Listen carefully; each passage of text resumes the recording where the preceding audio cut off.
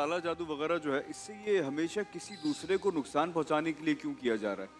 अगर किसी के पास इस तरह की पावर्स हैं तो वो तो अपने फायदे के लिए बहुत कुछ कर सकता है, लेकिन टिपिकली हमेशा सुनने में ये आता है कि फलाना ने काला जादू करा दिया इन पर, तो इनकी तबीयत खराब होना शुरू हो गई। अगर उसको काला जादू आता है या उसको जादू आता है तो वो तो फिर उससे बहुत बड़े बड़े काम कर सकता है। हम आपको बताते हैं, काला जादू होता ही बुराई के लिए, अच्छाई के लिए तो होता ही नहीं। पहले नहीं होता अच्छाई, बेटरमेंट के लिए नहीं होता, बेटरमेंट के लिए नहीं होता। वो हमेशा शैतान है ना, शैतानी अमलियात है। आप शर से कैसे नेकी की तवक्को कर सकते हैं?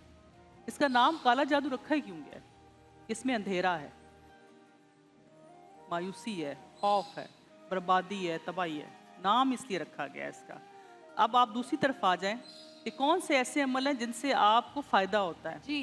वो अमल हमारे मज़हब में बहुत ही कुरान पाक में बता दिया गया। सदका करो, खैरात करो, ज़कात करो, दुआ करो, जिस्म को पाक रखो, क्योंकि जो नेगेटिव पावर्स होती हैं ना, वो होती तो बहुत तेज़ हैं, लेकिन पॉजिटिव पावर्स उन पर हमेशा हावी हो जाती हैं।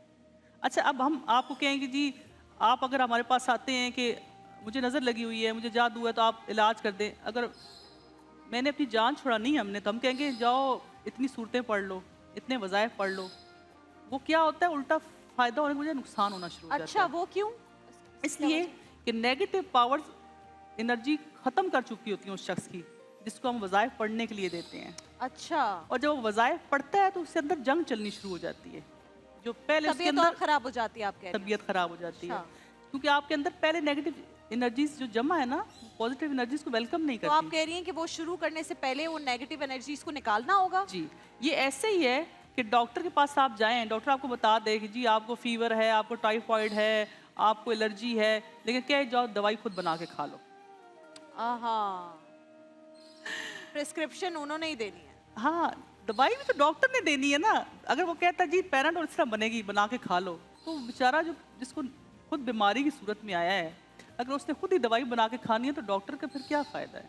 हम अक्सर लोगों को जो हमारा होता है ना, हम कहते हैं आपके पास जो आया है उसको एटलीस्ट आप सही दुआ कर दो, उसके लिए उसे गाइड कर दो, उसको दम कर दो, क्योंकि इस माशरे में, सोसाइटी में ना, ये इतनी ज़्यादा बुराई हो चुकी है नज़र और हसद की कि आप सोच नहीं सकते। आपके मासूम बच्चे हसद और नज़र का शिकार हो जाते हैं। जो अच्छा बच्चा पढ़ रहा है, उसको नज़र लगेगी, वो पढ़ना छोड़ देगा।